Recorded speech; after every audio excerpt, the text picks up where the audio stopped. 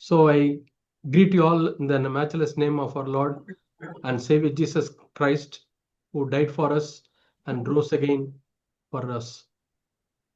మన గురించి మరణించి తిరిగి లేచిన యేసుక్రీస్తు ప్రభువారి నామమున మీ అందరికీ నేను వందనాలు తెలియజేస్తున్నాను. Yeah. I want to speak about the life of a disciple. శిష్యుని యొక్క జీవితం గురించి నేను మీతో పంచుకోవాలనుకుంటున్నాను. See, our church, we don't say that our church is better than other churches. వేరే సంఘాల కంటే మన సంఘం గొప్పదని మనం ఏం చెప్పుకోవటం లేదు. That is not our duty. అంటే మన పని కూడా కాదు అది. It is the work of God. అది దేవుని పని. God only evaluates about the condition of the churches. సంఘం యొక్క పరిస్థితులు ఎలా ఉన్నాయని దేవుడే చూసుకుంటాడు. Because some churches have got a name that they are alive, but when God sees that the church is dead. కొన్ని సంఘాలను మనం చూసినప్పుడు అవి బ్రతుకున్నాయని పేరుకే కానీ దేవుడు చూసినప్పుడు అవి మృతమైనవిగా ఉంటాయి. So we may have better names for our church, but the actual condition God knows. మన సంఘానికి ఏదో గొప్ప గొప్ప పేర్లు మనం పెట్టుకోవచ్చు కానీ అది నిజంగా ఎలా ఉంది ఆ స్థితి ఏంటి అనేది దేవునికి మాత్రమే తెలుస్తుంది. So our duty is to live by the scriptures and how God is leading us. Our duty is not to claim that we are better than others or we are a better church. మన పని ఏంటంటే మనం లేఖనానుసారంగా వెళ్తున్నామా, దేవుడు నడిపిస్తున్నట్లు వెళ్తున్నామా లేదని చూసుకోవటమే కానీ వేరే సంఘాలతో పోలిస్తే మనం ఎలా ఉన్నాం, మనం శ్రేష్టంగా ఉన్నామని కాదు.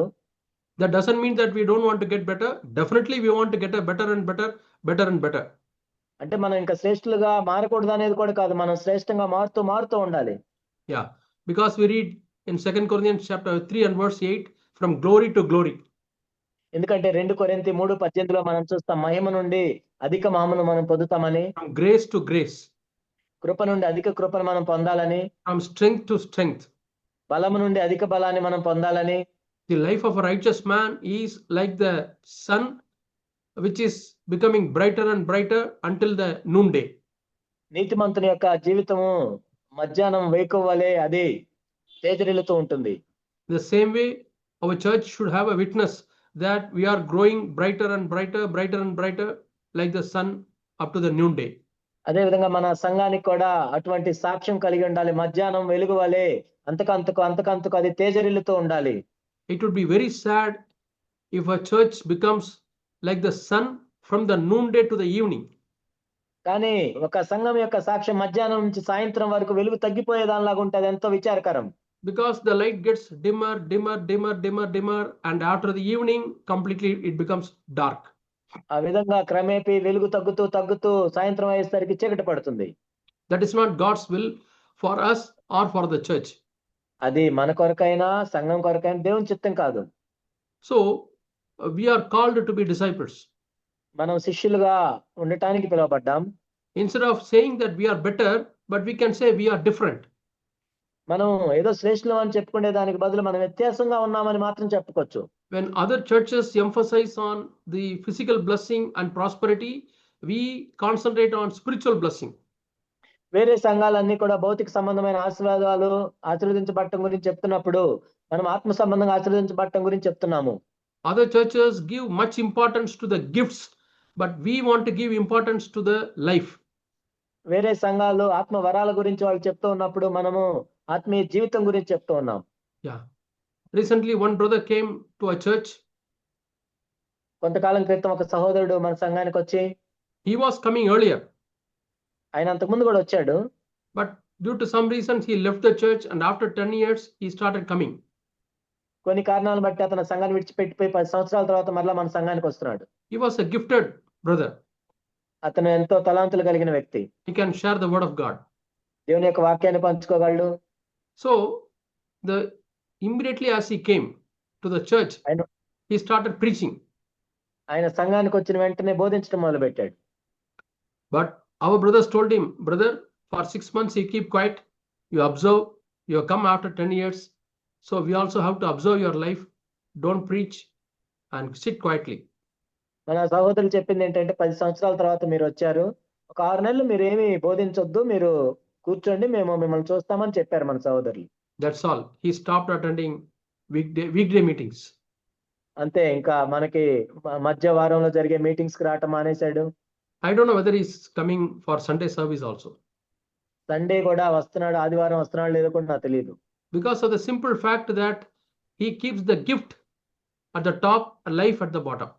కాబట్టి దాని ముఖ్య కారణం ఏంటంటే తన జీవితాన్ని కింద పెట్టి తన వరాన్ని పైన పెట్టాడు. So if anybody is gifted in our churches, don't get disappointed if you are not given importance. కాబట్టి మన సంఘాల్లో ఎవరైనా తలాంతులు కలిగి ఉన్నప్పటికీ మీకు ప్రాముఖ్యత ఇవ్వనందుకు మీరు నిరాశపడద్దు. We want to give importance to godliness and humility. మనము దైవ భక్తికను మరియు దీనత్వానికే ప్రాధాన్యతనిస్తాం. We want to give importance to the brokenness.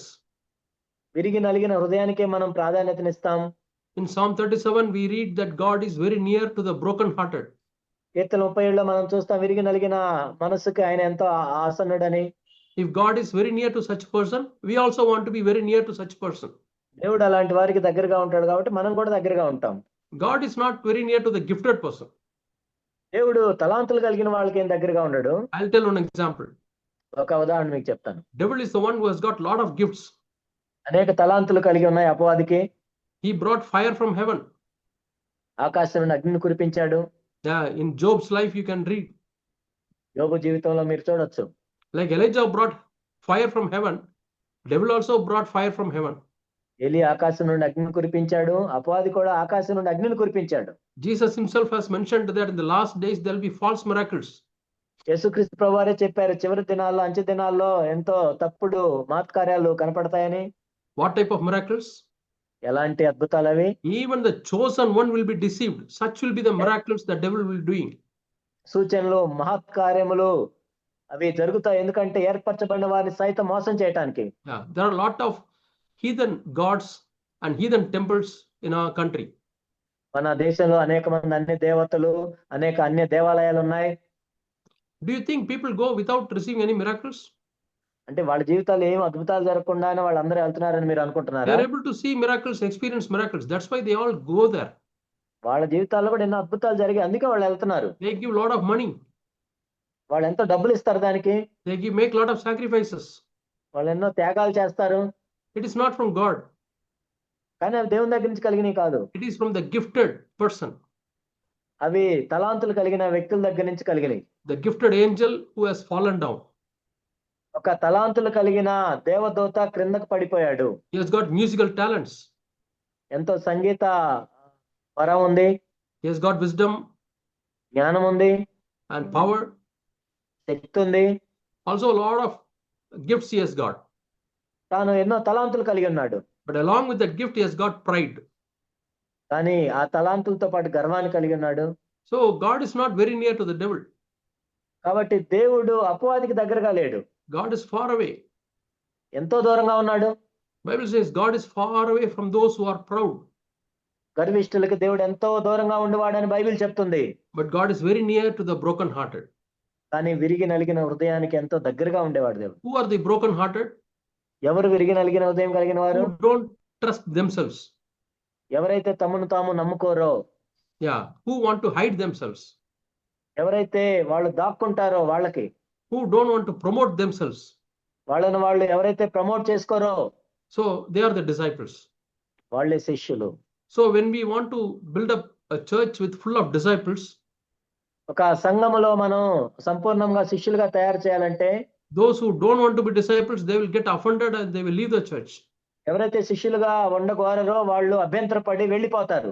We need not bother about them. వారి గురించి మనమేమి ఆలోచించాల్సిన అవసరం లేదు. But when somebody goes astray without knowledge, like the lost silver coin, then we have to search. కాబట్టి మనం పోగొట్టుకున్న వెండి నాణ్యం వలె ఒకవేళ తెలియక వాళ్ళు తప్పిపోయినప్పుడు మనం వెతకాలి దాని గురించి. Yeah, we read in the Gospel of Luke with the out of 10 silver coins, one coin is lost. So the lady started searching with the lamp and with the broom. లూకాసు వార్త 15వ అధ్యాయంలో మనం చూసినట్లయితే ఒక స్త్రీ 10 వెండి నాణాలు ఒక వెండి నాణం పోగొట్టుకుంది. కాబట్టి దానికోసం ఆమె దొరికే వరకు కూడా ఎంతో ఇల్లంతా ఊడ్చి వెతికింది, దొరికింది. Coin did not have legs to walk. So it is because somebody has mishandled it and put it somewhere. ఆ వెండి నాణానికి కాళ్ళు ఉండి వెళ్ళిపోవటానికి ఎవరో సరిగా దాన్ని చూసుకోకుండా ఎక్కడో పెట్టారు. So it is possible that in the church we may mishandle some people, or the brothers in the church or sisters in the church may mishandle some people, and they are affected, they may not come to the church. కాబట్టి కొన్నిసార్లు ఏంటంటే మన సంఘంలో ఉన్నవాళ్ళు సహోదరులు, సహోదరులు ఎవరో కొంతమంది పట్ల సరిగ్గా వ్యవహరించని కారణాన్ని బట్టి వాళ్ళు అభ్యంతరపడి వెళ్ళిపోతారు. Such people we have to go and search, and we have to tell them the gospel, and we have to bring them. అలాంటి వారిని వెతికి మనం సువార్త చెప్పి మరలా తీసుకొని రావాలి. And there are some people like the lost sheep. కొంతమంది తప్పిపోయిన గొర్రె పిల్ల వలె ఉంటారు. Yeah, it was searching for the green pastures, but somehow it lost the way, took a wrong road, and ended up in some valley or a mountain. కాబట్టి ఆ తప్పిన గొర్రె ఎలా ఉంటుంది? పచ్చిక కోసం వెతుక్కుంటూ ఎక్కడో తప్పిపోయి ఎక్కడో లోయల్లోకి ఎక్కడికో వెళ్తుంది. They were not proud people. వాళ్ళేం గర్విష్ఠులు కాదు. Out of ignorance, they lost the way. వాళ్ళు తెలియక మార్గం తప్పిపోయిన వాళ్ళు. Maybe somebody else came and told some attractive things, and they have gone away to some wrong doctrine. వేరే వాళ్ళు వచ్చి ఏదో తప్పుడు సిద్ధాంతం చెప్పి ఆకర్షణీయంగా చెప్పినందుకు వాళ్ళు తెలియకెళ్ళి ఉండొచ్చు. And Bible says Jesus started searching after the one lost sheep. కానీ బైబిల్ ఏం చెప్తుందంటే యేసుక్రీస్తు ప్రభువారు దొరికే వరకు కూడా తప్పిపోయిన ఒక్క గొర్రె పిల్లను వెతుక్కుంటూ వెళ్ళారు. And he found out the sheep. ఆ గొర్రె పిల్లను కనుక్కున్నారు. And there was a great joy in heaven. పరలోకంలో ఎంతో సంతోషం కలిగింది. These things are recorded in the Gospel of Luke chapter 15. ఇవి లూకాసు వార్త 15వ అధ్యాయంలో రాయబడ్డాయి. But there's a third person who lost. కానీ మూడో వ్యక్తి తప్పిపోయాడు. Who left the home, father's home.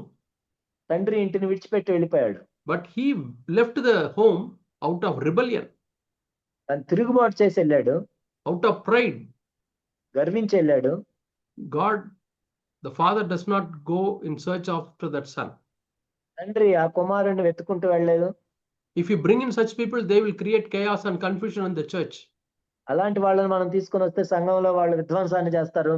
So such people, Jesus says, leave them alone. అలాంటి వారిని విడిచిపెట్టమని చెప్పాడు. They will go to some situation where they really repent and come back. వాళ్ళు ఏదో ఒక పరిస్థితి ద్వారా వెళ్ళి నిజముగా మౌన మనసు పొంది పశ్చాత్తాపడి మరలా తిరిగి వస్తారు. And what is the sign that they have repented and come back? వాళ్ళు మారు మనసు పొంది తిరిగి వచ్చారంటానికి గుర్తేంటి? Lord, what they will say is, Father, I am not even worthy to be a servant.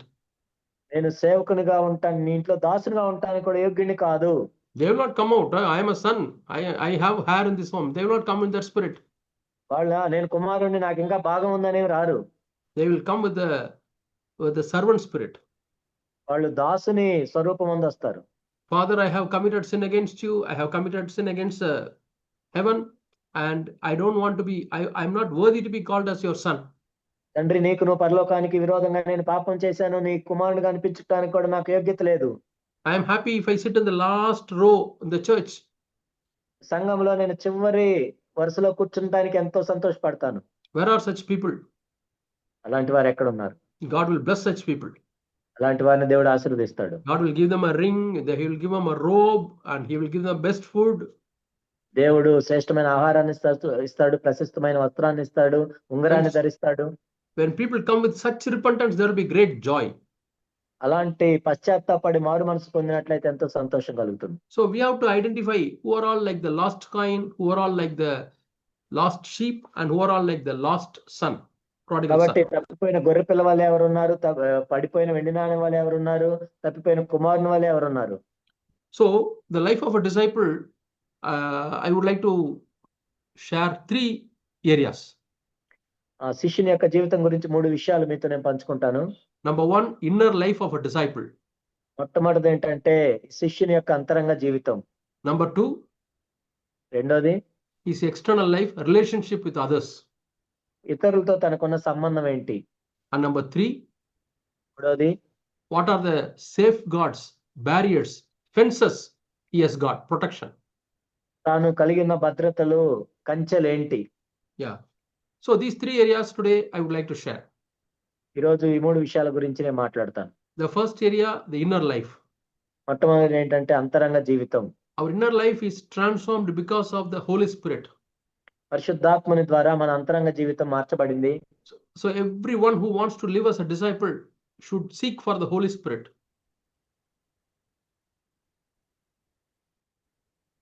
కాబట్టి ప్రతి ఒక్కరూ శిష్యునిగా జీవించుకున్న ప్రతి ఒక్కరూ కూడా పరిశుద్ధాత్మ కోసం వెతకాలి. Yeah. So I would like to show a verse from Acts chapter 19.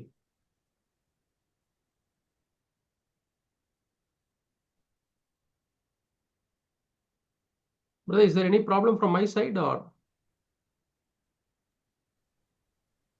Brother, am I audible? Yeah.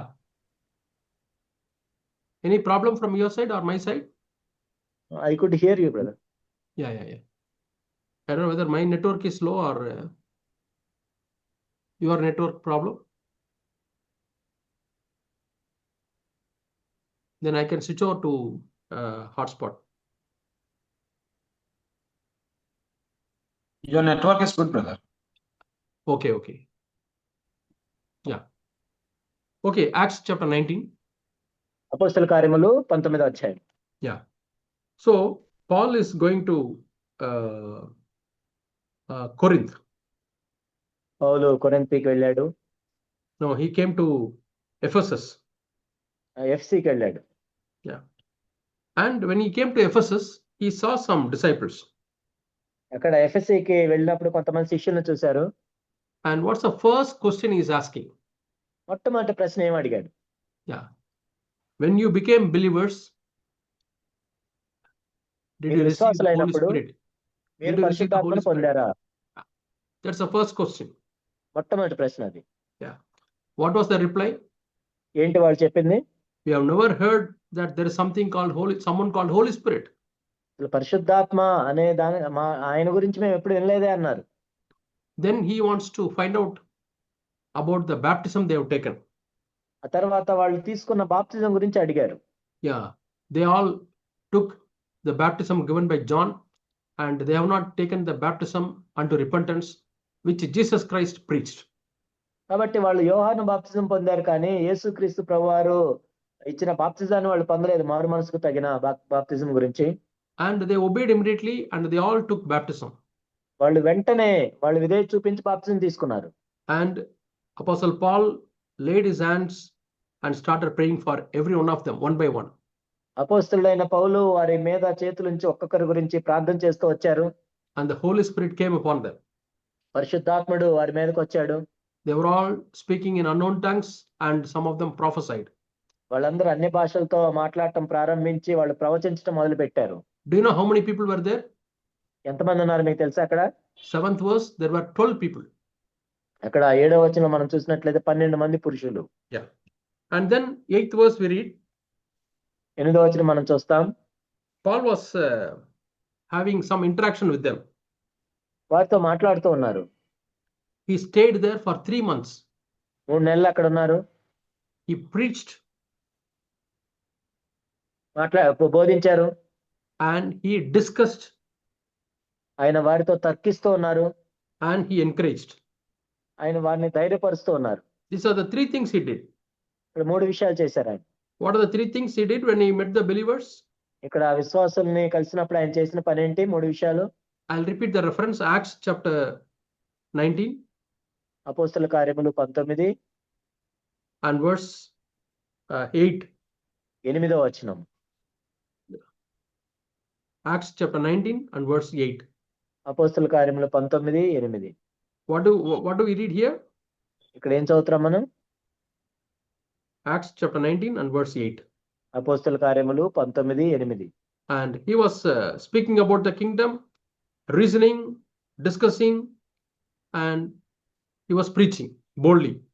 ఆయన ప్రసంగిస్తూ దేవుని రాజ్యం గురించి తర్కిస్తూ ఒప్పిస్తూ ధైర్యంగా మాట్లాడుతున్నారు. In some English version it says he spoke boldly. ఆయన ధైర్యముగా మాట్లాడుచూ వచ్చెను అని ఉంది ఇక్కడ. Number 2, reasoning. ఆయన తర్కిస్తూ ఉన్నాడు. And number 3, speaking persuasively about the kingdom of God. కాబట్టి దేవుని రాజ్యాన్ని గురించి తర్కిస్తూ ఉన్నారు. All these 3 things are needed in the church. సంఘంలో ఈ 3 విషయాలు కూడా అవసరం. Might be when all of them are sitting together, you need to preach the word of God boldly. వాళ్ళందరూ కూర్చున్నప్పుడు మనం దేవుని యొక్క వాక్యాన్ని ధైర్యంగా ప్రకటించాలి. That boldness does not come from the human heart, but it comes from God. ఆ ధైర్యం అనేది ఏదో మనుషుల యొక్క హృదయంలో నుండి వచ్చేది కాదు, కానీ దేవుని దగ్గర నుండి వచ్చేది. It is a sign that God is backing up. దేవుడు మనల్ని బలపరుస్తున్నాడు అంటానికి గుర్తది. So we need to seek the grace of God. దేవుని యొక్క కృప కోసం మనం వెతకాలి. especially those who are having the ministry. ఎవరైతే పరిచర్య కలిగి ఉన్నారో వాళ్ళు. So preaching is part of a ministry, కాబట్టి ఇక్కడ బోధించటం అనేది పరిచర్యలో భాగం. and then reasoning. ఆ తర్వాత తర్కించటం. I think maybe 3 people or 4 people would be there in a small group, and they were all discussing about the ఆ kingdom చిన్న of God. గుంపులో 3-4 ఉండి దేవుని రాజ్యం గురించి తర్కిస్తూ వాళ్ళు మాట్లాడుకుంటూ ఉన్నారు. And the last one, encouraging తర్వాత ధైర్యపరచటం. or persuasively speaking. తర్వాత ఒప్పించటం వారిని. Speaking in a way to convince them about the kingdom of వాళ్ళని God. దేవుని యొక్క రాజ్యం గురించి ఒప్పించేటట్లు వాళ్ళని మాట్లాడటం. See, with one preaching, all may not change. ఒకసారి బోధించినంత మాత్రాన అన్ని జరగవు. Some people will be touched through preaching, కొంతమంది ప్రసంగించటం బోధించడం ద్వారా వాళ్ళు తాకబడతారు. but some people, after the meeting, sit with the small groups and you have to speak with them, then only they will understand. ఆ తర్వాత మీటింగ్ అయిన తర్వాత కొంతమందితో మనం కూర్చొని మాట్లాడుతున్నప్పుడు అప్పుడు అర్థమైంది వాళ్ళకి. And third group of people, you have to keep on speaking and persuasively encouraging them, then only it will go in. ఆ తర్వాత వాళ్ళకి చెప్తూ వాళ్ళు ఒప్పిస్తూ మాట్లాడుతూ ఉండాలి, అప్పుడే వాళ్ళకి అర్థమైంది. So people are at different levels, we have to understand. కాబట్టి రకరకాల ప్రజలు ఉంటారు, వాళ్ళు మనం అర్థం చేసుకోవాలి. That's why in our meetings we have a lot of free time, so that people can discuss, encourage, persuade people. అందుకే మన మీటింగ్స్ లో ఎంతో మనం ఖాళీ సమయాన్ని ఇస్తాం, ఎందుకంటే ఆ విధంగా మనం వాళ్ళతో మాట్లాడటానికి, తర్కించడానికి, ఒప్పించడానికి సమయం ఉంటుంది. This all cannot be done by 1 or 2 elders in a church. ఏదో సంఘంలో ఒకరిద్దరు సంఘ పెద్దలు చేసే పని కాదు. Spiritually minded people and matured people should come up to do this work. ఆత్మ సంబంధమైన మనుషులు, పరిణితి చెందిన వాళ్ళు సంఘంలో లేవాలి. See, the first work, preaching the word of God boldly, it is with those who have got a gift of the word of God. But all other people can reason. In a small group, you can discuss and then you can persuade. కాబట్టి దేవుని యొక్క వాక్యాన్ని ధైర్యంగా బోధించడం అనేది ఆ తలాంత ఉన్న వాళ్ళు చేస్తారు. మిగిలిన వాళ్ళందరూ కూడా దేవుని యొక్క రాజ్యం గురించి తర్కిస్తూ, ఒప్పిస్తూ, మాట్లాడుతూ ఉండాలి. And when this is going on, 2 things can happen. కాబట్టి ఇలా జరుగుతున్నప్పుడు 2 విషయాలు జరుగుతాయి. Some will become spiritual. కొంతమంది ఆత్మ సంబంధంగా ఎదుగుతారు. Their hearts will become soft. వాళ్ళ హృదయాలు మెత్తగా అవుతాయి. But at the same time, some will become hard. అదే సమయంలో కొంతమంది కఠినపరచబడతారు. We read that in the 9th verse. 9వ వచనంలో మనం చదువుతాం.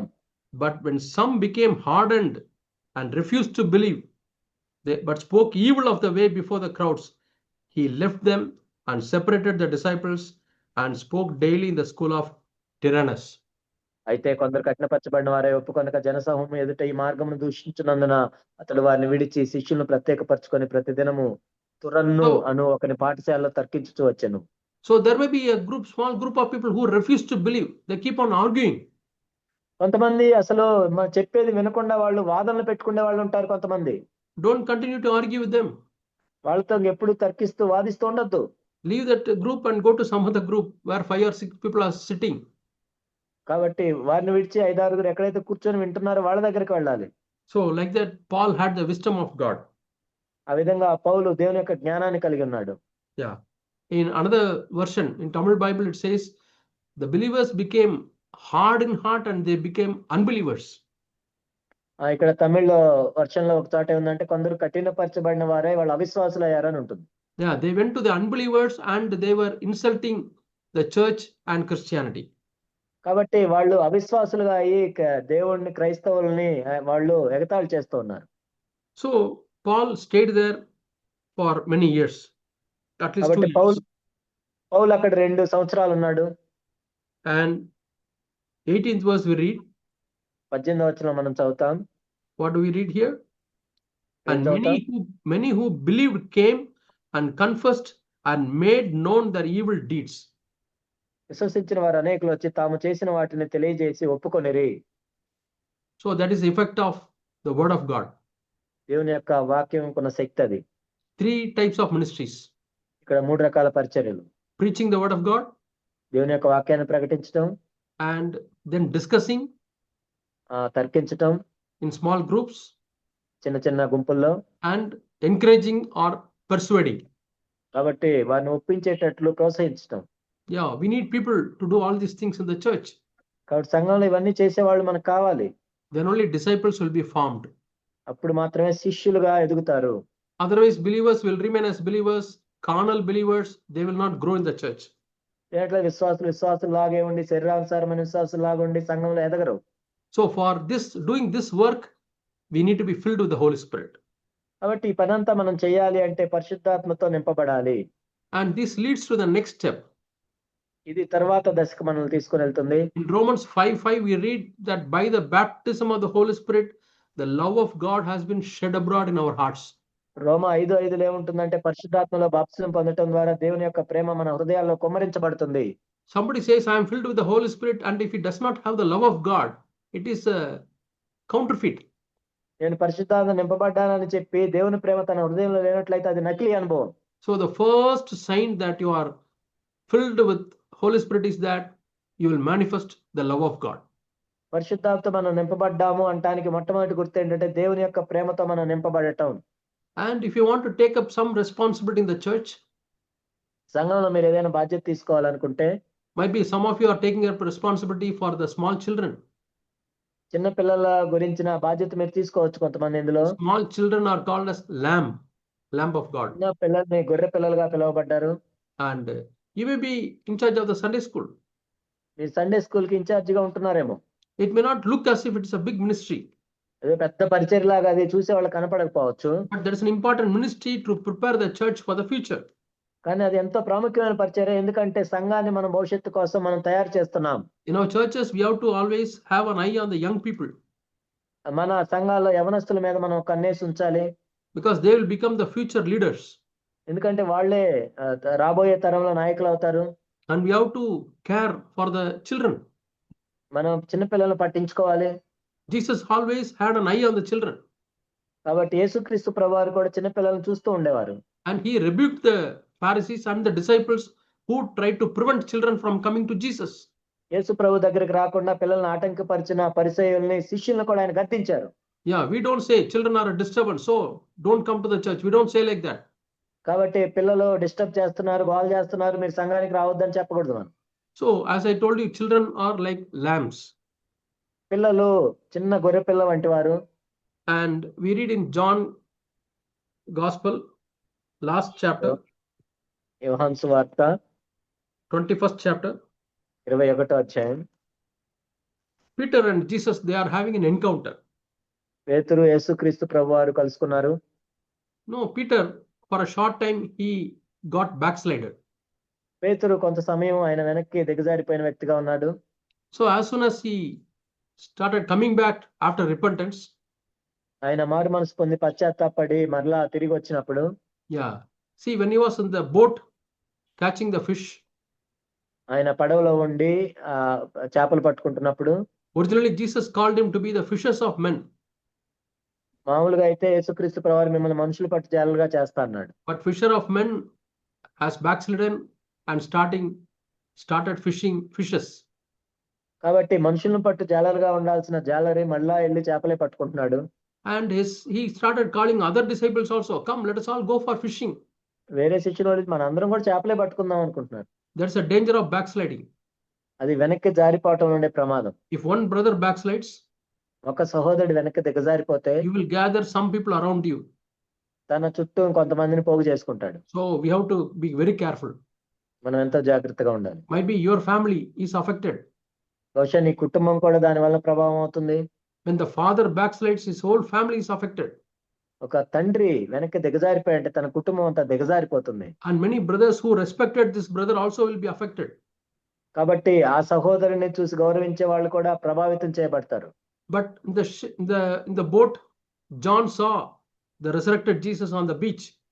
కానీ ఆ ధ్వనిలో మనం చూసినట్లయితే యోహాను పునరుద్ధానుడైన యేసుక్రీస్తు ప్రభువుని చూశారు ఆ బీచ్ లో. Peter could not realize it was Jesus. పేతురు గుర్తుపట్టలేకపోయాడు యేసు ప్రభువుని. Because his eyes were darkened because of backsliding. ఎందుకంటే ఆయన వెనక్కి దిగజారిపోయాడు కాబట్టి ప్రభువుని గుర్తించలేకపోయాడు. But John could see. కానీ యోహాను చూడగలిగాడు. Yeah. And he told Peter, hey, it is Jesus. అప్పుడు యోహాను చెప్పాడు పేతురు, ఈయన ప్రభు సుమి. So my dear brothers, we have to be like John to some brothers. కొంతమంది సహోదరులకి మనము యోహాను వలె ఉండాలి. helping them to see Jesus in their lives, వారి జీవితంలో యేసును చూసేటట్లు మనం సహాయం చేయాలి. helping them to see what are the works, how Jesus is blessing them and guiding them. యేసుక్రీస్తు ప్రభువారు వారిని ఏ విధంగా ఆశీర్వదించి నడిపిస్తున్నాడో మనం చూపించగలగాలి. So John did that ministry. యోహాను ఆ పరిచర్య చేశాడు. Otherwise, Peter could have missed Jesus. లేనట్లయితే పేతురు చూడలేకపోయేవాడే. When he heard that Jesus had come, యేసు ప్రభు వచ్చారని ఆయన విన్నప్పుడు he jumped into the water నీళ్ళలోకి దూకాడు. and started swimming towards Jesus, యేసు ప్రభు వైపు ఈదుకుంటూ వెళ్ళాడు. not away from Jesus. యేసు ప్రభుకు దూరంగా కాదు. See, there are two kinds of backsliding. రెండు రకాలుగా మనం వెనక్కి దిగజారిపోవచ్చు. One backsliding, ఒకటేమో after seeing the love of Jesus, యేసు ప్రభు యొక్క ప్రేమను చూసిన తర్వాత will come closer to Jesus. మనం ఆయన దగ్గరికి వస్తాం. Another backsliding, ఇంకోటి ఏంటంటే they will go away from Jesus. దేవుని దగ్గరికి దూరంగా వెళ్ళి దేవుని దగ్గర నుండి దూరంగా వెళ్ళిపోతాం. That is very serious, అది ఎంతో ప్రమాదకరమైంది. very dangerous. అది ఎంతో ప్రమాదకరం. They will go away from the church. సంఘంకు దూరంగా వెళ్ళిపోవటం, They will avoid brothers. సహోదరుల్ని వాళ్ళు చూడకుండా ఉండటం, They will avoid listening to the messages. దేవుని యొక్క వర్తమానాలను వినకుండా ఉండటం, That is very dangerous. అదెంతో ప్రమాదకరమైంది. My dear brothers and sisters, మా ప్రియ సహోదరి సహోదరులారా, if any of you has backslidden in your life, మీ జీవితంలో ఎవరైనా వెనక దిగజారిపోయి ఉంటే, my dear young brothers, నా యవ్వన సహోదరులారా, if you had gone back from God, దేవునికి దూరంగా ఉండుంటే come to Jesus. ప్రభు దగ్గరికి రా. Jesus is loving you. ప్రభు నిన్ను ప్రేమిస్తున్నాడు. Like the father waited for Jesus. Here Jesus, father was waiting for the prodigal son. Here Jesus is waiting for Peter. కాబట్టి తండ్రి తప్పిపోయిన కుమారుడు కోసం ఏ విధంగా ఎదురు చూస్తూ ఉన్నాడో, పేతురు కోసం యేసుక్రీస్తు ప్రభువారు కూడా ఎదురు చూస్తూ ఉన్నాడు. But Judas, he never came to Jesus. కానీ ఇస్కరియోతు యోధ ప్రభు దగ్గరికి రాలేదు. He went away to the Pharisees. పరిసయ్యుల వైపు దేవునికి దూరంగా వెళ్ళిపోయాడు. But Peter came to Jesus. కానీ పేతురు అయితే ప్రభు దగ్గరికి వచ్చాడు. And Jesus is testing Peter whether he is really loving Jesus and coming to Jesus. కాబట్టి పేతురు ప్రభు దగ్గరికి వస్తున్నాడా లేడా అని ఆయన ప్రభు పరీక్షిస్తూ ఉన్నాడు. Is Peter thinking that still he is a big apostle, or has he humbled himself? పేతురు ఇంకా నేను గొప్ప అపోస్తలుడని అనుకుంటున్నాడా, తను తగ్గించుకున్నాడా? Earlier he thought he would be a leader. Is he in the same attitude, or has he become broken hearted? అంతకు ముందు అయితే నేను గొప్ప నాయకుడు అనుకున్న పేతురు తర్వాత విరిగి నలిగిన హృదయం కలిగిన వాడిగా మారిపోయాడు. So in the 15th verse Jesus is asking a question. కాబట్టి 15వ వచనంలో ప్రభు ఒక ప్రశ్న అడుగుతున్నాడు. What is the question? ఏంటి ప్రశ్న? Do you love me? నువ్వు నన్ను ప్రేమించున్నావా? Lord, you know that. I love you, Lord. నేను ప్రేమిస్తున్నాను ప్రభు. Then Jesus says, ప్రభు చెప్పారు, if you love me, నువ్వు నన్ను ప్రేమించిన ఎడల feed my lamb. నా గొర్రె పిల్లల్ని మేపము. Not fully grown up sheep. I'm not giving that responsibility. ఇక్కడ గొర్రెలను కాదు, గొర్రె పిల్లల్ని మేపము. First start with a small responsibility. చిన్న బాధ్యతతో ప్రారంభించు. First start with children. చిన్న పిల్లలతో ప్రారంభించు. Are you able to humble themselves to the level of children? కాబట్టి చిన్న పిల్లలంత స్థాయికి మనం తగ్గించుకోగలుగుతున్నామా? Then Jesus understood. He is not offended. ఆ తర్వాత ప్రభువుకు అర్థమైంది ఇతను అభ్యంతరపడలేదని. Peter did not say, Lord, you called me to be a big apostle leader. Why do you want me to serve the children? I will serve other apostles. He didn't say like that. ఏంటి ప్రభా నన్ను అపోస్తలుగా పిలిచి నువ్వు పిల్లల్ని చూసుకోమంటావా అని ఆ విధంగా అనలేదు. Yeah, Peter accepted it. Jesus saw his heart. యేసు ప్రభు పేతురు యొక్క హృదయాన్ని చూశాడు. His heart, there is a helplessness. నిస్సహాయుడిగా ఉన్నాడు ఇక్కడ పేతురు. There is a gratitude. ఎంతో కృతజ్ఞత కలిగి ఉన్నాడు. There is faith. అదే విశ్వాసం. He was willing to humble himself to take care of the lamb. చిన్న గొర్రె పిల్లలను కూడా చూసుకోవటానికి ఆయన ఎంతో అంగీకరించాడు. What is the meaning? ఏంటి దాని అర్థం? You need not take care of John, Matthew, Luke, other senior apostles, Philip, Andrews and all. No. They are all grown lambs. You need not take care of them. Take care of the newcomers to the church. యోహాను, మత్తయ్య, అంద్రేయ వారిని కాదు నువ్వు చూసుకోవాల్సింది. వాళ్ళు ఇప్పటికే ఎదిగారు. ఎవరైతే సంఘానికి కొత్తగా వస్తున్నారో వాళ్ళని చూసుకోను. Because Jesus knew Peter earlier. He wanted to be the leader. He was arguing. ఎందుకంటే ప్రభువుకు తెలుసు పేతురు ఇంతకు ముందు నేను నాయకుడిని అవ్వాలని వాదన పెట్టుకున్నవాడే. The competition was between John and Peter. యోహానికి పేతురుకు మధ్య పోటీ పడింది. John also was very close to Jesus, యోహాను కూడా ప్రభువుకి ఎంత దగ్గరగా ఉన్నాడు. but he was bit quiet person. కానీ యోహాను మౌనంగా నెమ్మదిగా ఉండే వ్యక్తి. But Peter outspoken. పేతురేమో గబగబా బయటకు మాట్లాడే వ్యక్తి. So competition is between two people who are very close to Jesus. కాబట్టి యేసు ప్రభువుకు దగ్గరగా ఉన్న ఇద్దరి మధ్య పోటీ నెలకొనింది. Peter, you wanted to take care of the big sheep of all the apostles. పేతురు, నువ్వు గొప్ప గొప్ప అపోస్తలునే నువ్వు చూసుకోవాలనుకుంటున్నావా? But now I am giving you the work of taking care of the small lambs. చిన్న గొర్రె పిల్లలను నువ్వు చూసుకోవాలి, ఆ పరిచర్య నీకు ఇస్తున్నాను. And after telling that, second question Jesus is asking, if I give you తర్వాత that మరలా small, if I give you that small job, in spite of that, will you love me? ఆ తర్వాత ప్రభు అడుగుతున్నా, నీకు అంత చిన్న పని అప్పగించినా నువ్వు నన్ను ప్రేమిస్తున్నావా? And Peter was willing. అవును ప్రభు అన్నాడు. Yes, Lord, you know that I love you. అవును ప్రభు, నేను నిన్ను ప్రేమిస్తున్నాను, నువ్వు ఎరుగుదువు. My dear brothers, my dear Priya sisters, సహోదరులారా, సహోదరీలారా, yeah, when you expect some big responsibility in the church, సంఘంలో మీరు ఏదో పెద్ద బాధ్యత ఆశిస్తున్నారు, but your elder brother says, ఈ సంఘ పెద్దలు చెప్పారు, sister, do the small job. సహోదరి చిన్న పని చేయండి అని చెప్పారు. Maybe you have to wash the vessels. మీరు బహుశా మీరు ఆ గిన్నెలు కడగాలి.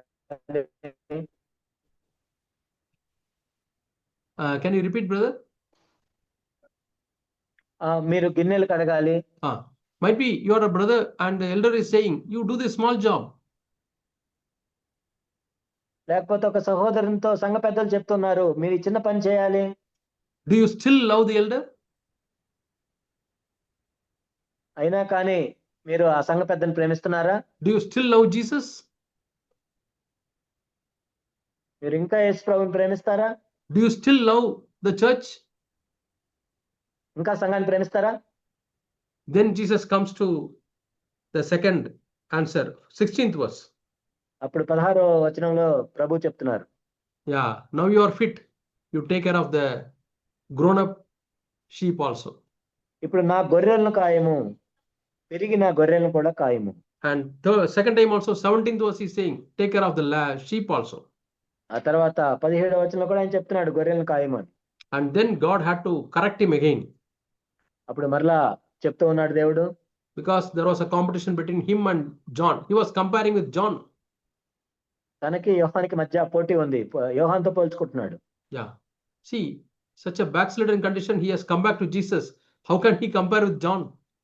చూడండి, అంత వెనక్కి దిగజారిపోయి కూడా ప్రభు దగ్గరికి వచ్చి మరలా యోహాన్తో పోల్చుకుంటున్నాడు పేతురు. John never betrayed Jesus. John never denied Jesus. When he was not backslidden. కాబట్టి యోహాన్ ఏమి నేను ఎరుగనని చెప్పలేదు, దేవునితో ఆయన అప్పగించలేదు, ఆ విధంగా ఏమి వెనక్కి దిగజారిపోలేదు Peter యోహాను. is asking, Lord, what about John? కానీ పేతురు అడుగుతున్నా, మరి యోహాను గురించి ఏంటి ప్రభా? Then Jesus had to rebuke him. అప్పుడు యేసు ప్రభు గద్దించాడు పేతురు. Even if he is alive till I come back, what does it matter to you? Why you are involving in somebody else's business? నేను వచ్చే వరకు ఆయన బతుకుంటే నీకేంటి సంబంధం, వేరే వాళ్ళ గురించి నీకెందుకు అసలు అని అడిగారు ప్రభు. You mind your business. నీ పని నువ్వు చూసుకో. My dear brothers and sisters, ప్రియ సహోదరి సహోదరు, we also have this temptation in our flesh. మన శరీరంలో శోధనలు ఉంటాయి. Comparing ourselves with John. We won't compare with Philip or Andrews, but we will compare with John. మన ఫిలిప్, అంద్రేయ వాళ్ళతో కాదు పోల్చుకునేది, యోహాన్తోనే పోల్చుకుంటాం. Yeah, when John is given some recognition, our heart sinks. కాబట్టి యోహానికి కొంచెం పేరు రాగానే మనం లోపల ముడుచుకొని పోతాం. When somebody appreciates John, our heart sinks. కాబట్టి యోహాన్ని ఎవరైనా అభినందించినప్పుడు మనం ముడుచుకొని పోతాం. No problem, but immediately you confess, Lord, my heart is like this. Deliver me, Lord. Fill me with your love, Lord. అయినా కూడా వెంటనే మన దేవుని దగ్గరికి వెళ్ళి, నేను ఇలాంటి ఉండే ప్రభువా, మీ ప్రేమతో నన్ను నింపండి, ఆత్మతో నింపండి అని అడగొచ్చు. But see the life of John the Baptist, who lived in the Old Testament. కానీ పాత నిబంధనలో జీవించిన బాప్తిస్మ యోహాను గురించి చూడండి. His disciples started leaving him and joining Jesus. తన శిష్యులు ఆయన విడిచిపెట్టి యేసు ప్రభు దగ్గరికి పోతున్నారు. It is like his church started decreasing in strength. అంటే తన సంఘములో సంఖ్య తగ్గిపోతూ ఉంది. That means his popularity is decreasing. అంటే తన పేరు ప్రఖ్యాతులు తగ్గిపోతూ ఉన్నాయి. And the popularity of Jesus is increasing. యేసు ప్రభు యొక్క పేరు ప్రఖ్యాతులు పెరుగుతూ ఉన్నాయి. Many people are joining Jesus. అనేక మంది యేసు ప్రభు దగ్గరికి వెళ్తున్నారు. Even the close disciples in whom John had lot of trust, they also started leaving John and they are joining Jesus. కాబట్టి యోహాను బాగా నమ్ముకున్న శిష్యులు కూడా ఆయన విడిచిపెట్టి ప్రభు దగ్గరికి వెళ్ళారు. What was the attitude of John? అప్పుడు యోహాను ఎలా ఉన్నాడు? Let me decrease, let him increase. నేను తగ్గవలసి ఉన్నది, ఆయన హెచ్చవలసి ఉన్నది. We should never forget this verse, my dear brothers and sisters. కాబట్టి ఈ వచనాన్ని మనం ఎప్పుడు మర్చిపోకూడదు. We should be able to tell the John in our life, let John increase, let me decrease. కాబట్టి యోహాను పెరగనివ్వు, నేను తగ్గనివ్వు. John is the brother or sister whom you are always in competition with. కాబట్టి నువ్వు ఎవరితో ఎప్పుడు పోల్చుకుంటావో ఆయనే యోహాను. Yeah, when before backsliding, Peter was asking Jesus, Lord, we left everything and started following. What will we get? ఆయన వెనక దిగజారికి ముందు పేతురు ప్రభుని అడిగాడు, ప్రభా మేమైతే సమస్తం విడిచిపెట్టి వచ్చాం, మాకేం దొరుకుతుంది? So Jesus understood his heart. యేసు ప్రభుకి ఆయన హృదయం అర్థమైంది. He thinks that he is a senior. అంటే చాలా సీనియర్ గా అనుకుంటున్నాడు పేతురు. So senior should get more responsibility, more recognition, more blessings. మరి సీనియర్ అంటే ఎక్కువ బాధ్యతలు వస్తాయి, ఎక్కువ ఆశీర్వాదాలు వస్తాయి, ఎక్కువ పేరు ప్రఖ్యాతులు వస్తాయి. But in God's kingdom, there is no seniority. కానీ దేవుని రాజ్యంలో సీనియారిటీ అనేది ఉండదు. How are you now? ఇప్పుడు ఎలా ఉన్నాను? Yeah, that's what Jesus is seeing. అదే ప్రభు చెప్తున్నారు. Yeah, Jesus is telling a story. యేసుక్రీస్తు ప్రభువారు కథ చెప్తున్నారు ఇక్కడ. Yeah, in Matthew chapter 19. మత్తయి సువార్త 19వ అధ్యాయం. Last verse, 19 and last verse. మత్తయి 19 చివరి వచనం. Those who are first will be the last, and the last will be the first. కడపటి వారు మొదటి వారు అగుదురు, మొదటి వారు కడపటి వారు అగుదురు. That's the principle of the kingdom of God. దేవుని యొక్క రాజ్యంలో నియమం అది. I think that I am a senior. నేనే సీనియర్ అనుకున్నాను నేను. But when I go to heaven, I will see a lot of other people who came back last. They'll be the first. నేను పరలోకం వెళ్ళి చూస్తే నా తర్వాత ఎప్పుడో వచ్చిన వాళ్ళు ముందు ఉన్నారు. And why the first or last? ఎందుకు మొదటి వారు కడపటి వారు అవుతారు? Not because they were first. ఎందుకంటే వాళ్ళు ఫస్ట్ వచ్చారు కాబట్టి లాస్ట్ వచ్చారని కాదు. But because of being first, what was their attitude? కానీ వాళ్ళు మొదట వచ్చారు కాబట్టి వాళ్ళ ఉద్దేశం ఎలా ఉంది? For that he is telling a story. దాని గురించి ఒక కథ చెప్తూ ఉన్నాడు. Matthew chapter 20. మత్తయి సువార్త 20వ అధ్యాయం. Yeah, all of you please read that story again and again. మరలా ఈ కథ చదవండి మీరు దయచేసి. The 12th verse. 12వ వచనం. Those who came last at evening 5 p.m. they just worked for 1 hour. చివరి వచ్చిన వారు 1 గంట మాత్రమే పనిచేసి and they got the full day wages. కానీ వాళ్ళకి పూర్తిగా వాళ్ళకి జీతం ఇవ్వబడింది. So now those who came first, they are comparing with these people. ఇప్పుడు ఎవరైతే మొట్టమొదట వచ్చారో వీళ్ళతో పోల్చుకుంటున్నారు. So for 1 hour they got 1 day wages. 1 గంట పని చేస్తే రోజంతా జీతం వచ్చింది. We worked for 8 days, 8 hours, so we should get 8 times 8 days wages.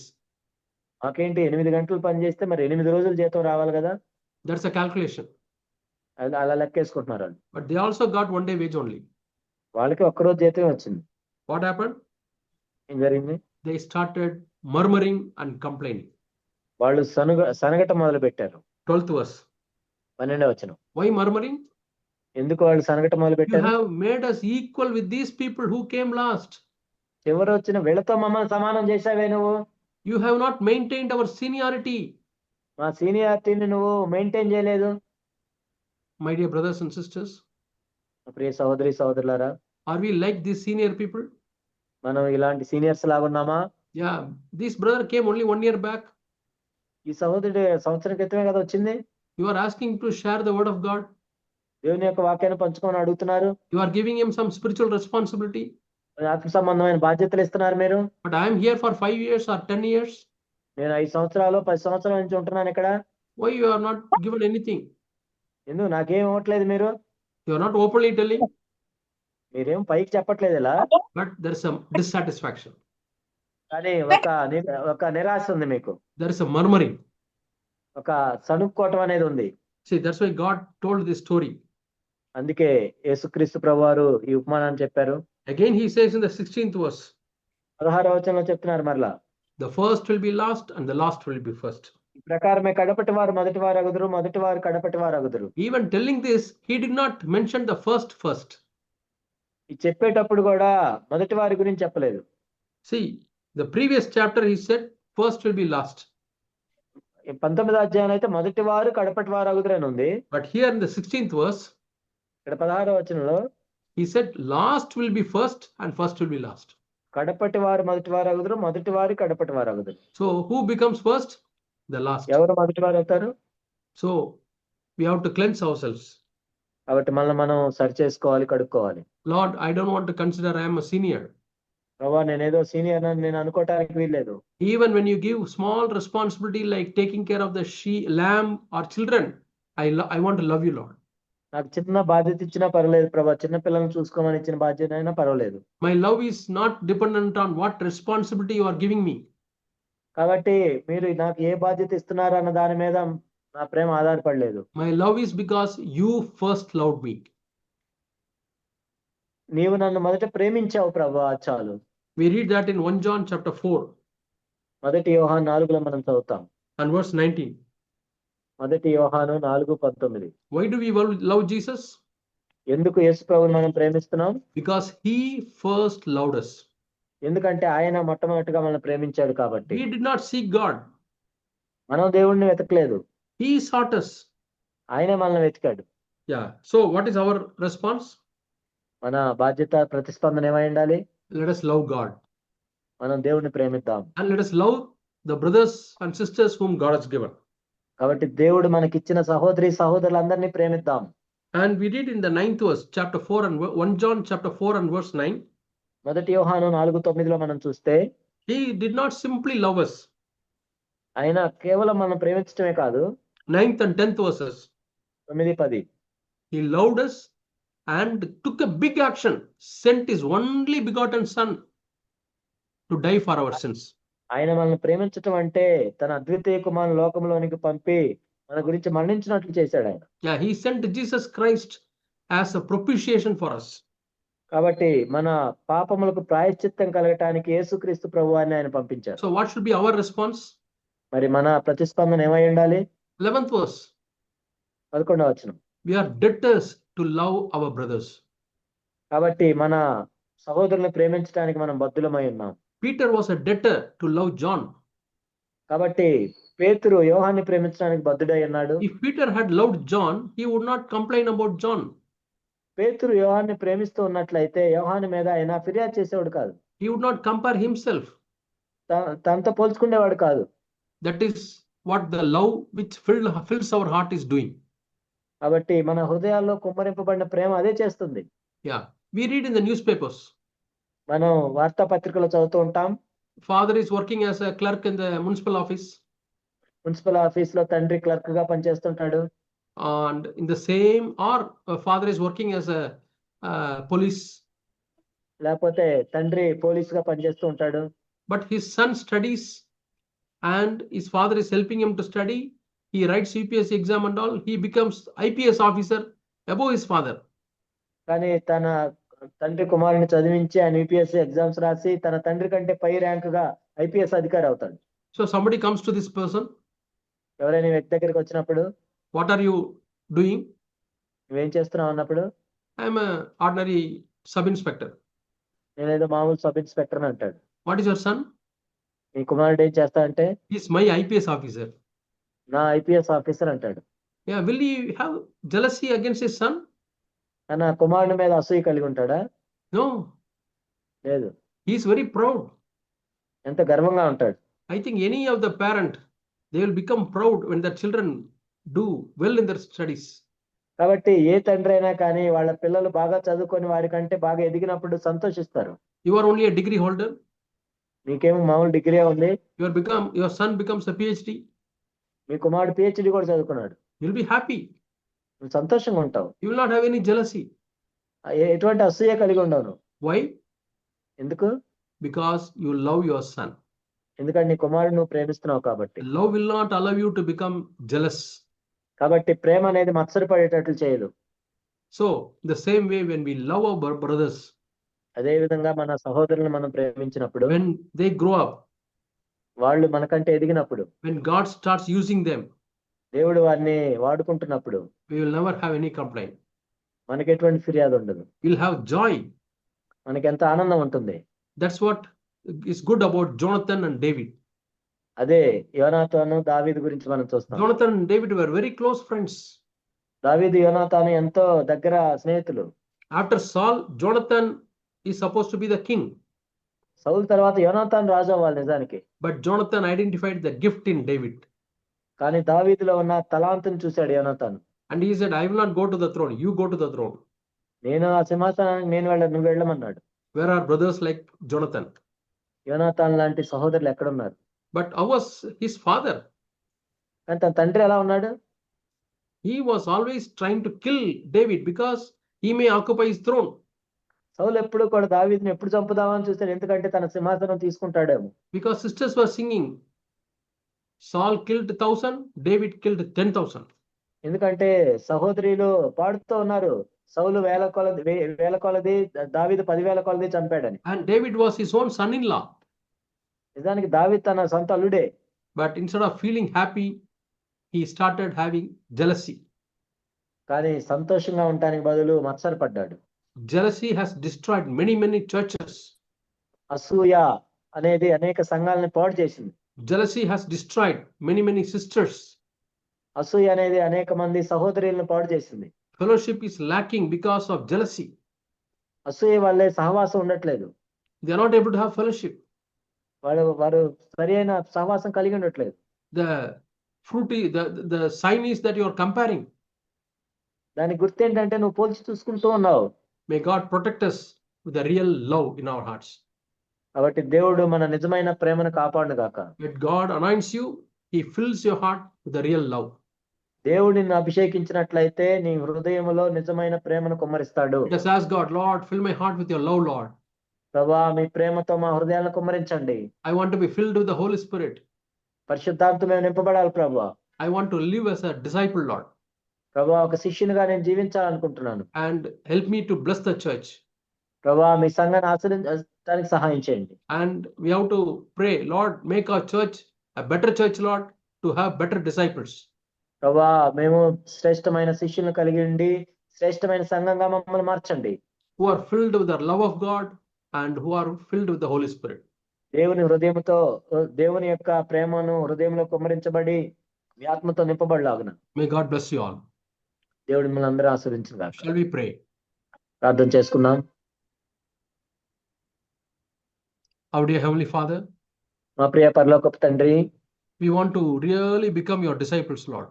ప్రభువా నిజముగా మీ శిష్యులుగా మేము ఉండాలనుకుంటున్నాం. Fill our hearts with love, Lord. మీ ప్రేమతో మా హృదయాలను నింపండి. Fill our hearts with the Holy Spirit, Lord. ప్రభువా మీ ఆత్మతో మా హృదయాలను నింపండి. We are debtors to love our brothers, Lord. మా సహోదరులను మేము ప్రేమించడానికి బద్దులమై ఉన్నాం. We want to love you, Lord, because you first loved us, Lord. మీరు మొదట మమ్మల్ని ప్రేమించారు కాబట్టి మేము మిమ్మల్ని ప్రేమిస్తున్నాం ప్రభువా. Bless all those who have joined through Zoom and YouTube, Lord. Zoom ద్వారా యూట్యూబ్ ద్వారా జాయిన్ అయిన ప్రతి వారిని మీరు ఆశీర్వదించండి. Change our hearts, Lord. మా హృదయాలను మార్చండి ప్రభువా. Change our attitude, Lord. మా వైఖరిని మార్చండి. We give you all the glory. సమస్త మహిమను మీకే ఆరోపిస్తున్నాం. In Jesus' name we pray. యేసు నామములో ప్రార్థిస్తున్నాం తండ్రి. Amen. ఆమేన్.